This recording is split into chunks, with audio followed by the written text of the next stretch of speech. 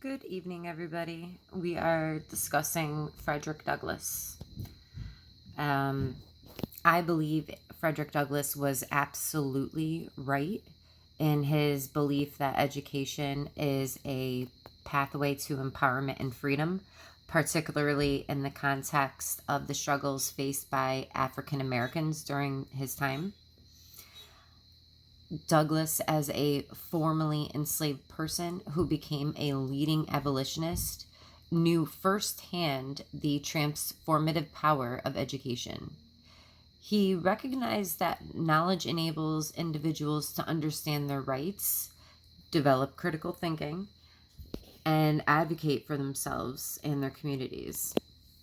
However, despite the truth in Douglass's statement, the persistence of racial disparities in education today is rooted in complex social, economic, and historical factors. Some of these disparities include historical legacy.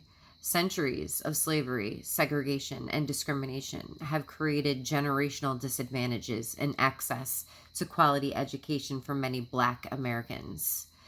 The aftermath of segregation, particularly separate but equal policies, had left a long-lasting impact on educational infrastructure and opportunities in predominantly Black communities. School in low-income, predominantly Black and minority neighborhoods often receive less funding than schools in wealthier, predominantly white areas. This disparity in funding results in fewer resources, outdated materials and technology, larger class sizes, and underpaid teachers, all of which undermine the quality of education. These educational disparities can have a profound impact on a person's future. Quality education is linked to better job prospects, higher earnings, and upward social mobility.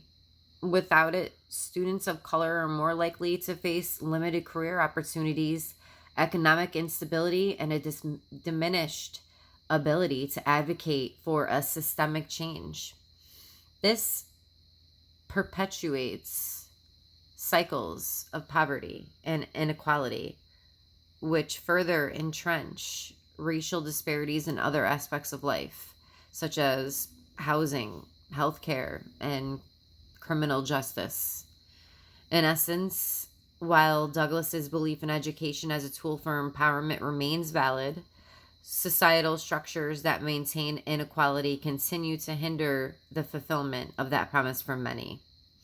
Addressing these disparities requires targeted policy reforms, investments in underserved communities, and a commitment to dismantling systemic racism in education. I went back to school because quality education is linked to better job prospects, higher earnings, and upward social mobility. Without it, students who are single women are more likely to face limited career opportunities, economic instability, and a diminished ability to advocate for systemic change.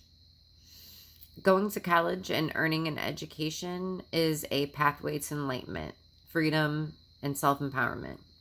It provides deeper insights into history, philosophy, politics, and other disciplines, giving individuals a broader perspective on society's power structures and inequalities.